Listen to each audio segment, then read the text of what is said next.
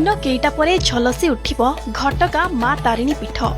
आसंता April 9 रु आरंभ हेब 88तम चैती पर्व। एथिपाई चलचंचल होईछि घटगां मां तारिणी पीठ। आगामी 15 तारिख पर्यंत चलिबाकु थिबा चैती पर्व रे लक्ष लक्ष भक्तंक समागम हेब। एने जिला प्रशासन पक्षरु व्यापक प्रस्तुति करा जायछि। 7 दिन धरी सुना बेसरे दर्शन देबे मां घटगां तारिणी। चैती पर्व जो होउछि एबे मांगर से अगणित दर्शक बंधु से मांकर कृपा लाभ करने मांकर अशेष लाभ करने मांकर जयगान करने से समस्त भक्तवृंद ये समागम होती से व्रतटी को पालन माँ तारिणी से व्रतटी को पालन करने समस्त ये भक्तिर सह ये उपस्थित रहते। तो प्रतिवर्ष चैती पर्व बहुत भल हुए मांकर एटा बड़ पर्व आ मांकर तो महिमा अपरंपार मांकर महिमा कहले न सरे। आई जो पर्वटा होची मांकर बहुत बहुत लोकों पर मांकर आशीर्वाद अच्छी माँ को डाकिले मात्रे शो करती तांकर वर्ष को गोटे पर्व आसे चैती पर्व। घटगां तारिणी माने बहुत प्रत्यक्ष देवता मांकर चैती पर्व आरंभ हे 7 दिन हम आउ बहुत विश्वास अच्छी माँ को ऊपर से आम माँ को प्रतिवर्ष आसू चैती पर्व दर्शन करने आसू।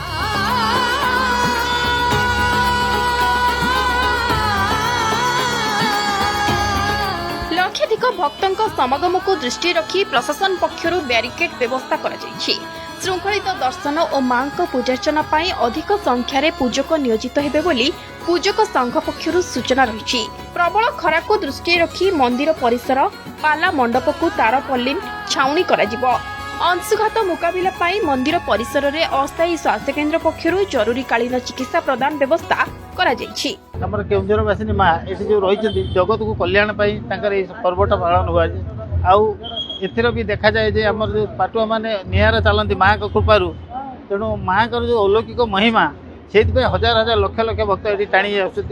मुझे आसी मोर सब परिवार नहीं आउ सौभाग्य को आमर भी चैती पर्व आरंभ हो जाइए। चैत्र मासरे देवादेवी देवता दैवी शक्तिपीठ अच्छी सब जगार चैती पर्व मान चैत्र मासरे पालन करा जाए जेकु एटा देवी मानकर पर्व विभिन्न जगार सब देवी मानकर चैती पर्व पालन करा जाए। विभिन्न आमर एठी माँकर विशेष अच्छी घोड़ा नाच माने माँ जेहेतु घोड़ार आसते से घोड़ा को पूजा करा जाए। घोड़ा नाचर रही परंपरा ये श्रद्धालु भक्त मैंने से माँ पर्व देखापी विभिन्न दूर दूरांतर लक्षाधिक भक्त ये आसती जो मैंने सब आसती सब आनंद दर्शन कर माँ को घर जाती। माँ को 88तम चैती पर्व आसंता एप्रिल 9 तारिख रु 15 तारिख पर्यंत हम ये चैती पर्व में लक्षाधिक भक्तों समागम हुए। भक्तों सुरक्षापी आम मंदिर सामने पूरा टेंटर बंदोबस्त करूँ। मंदिर पछपटे भी टेंट मरा भक्त मान श्रृंखला दर्शन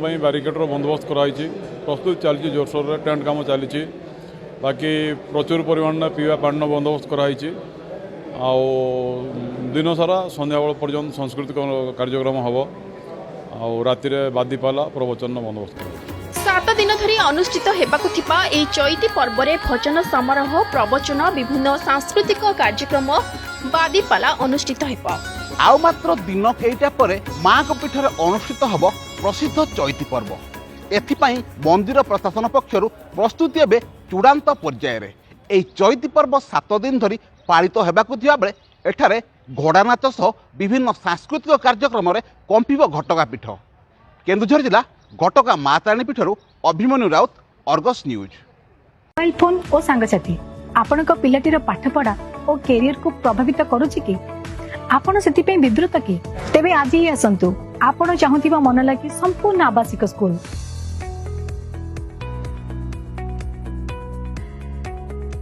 टीएससी गुरुकुल गोठपाटण भुवनेश्वर। जदि आपंक आम भिडी भल लगा तेब आम चैनल को लाइक शेयर और सब्सक्राइब करने को जमा भी भूलु नहीं।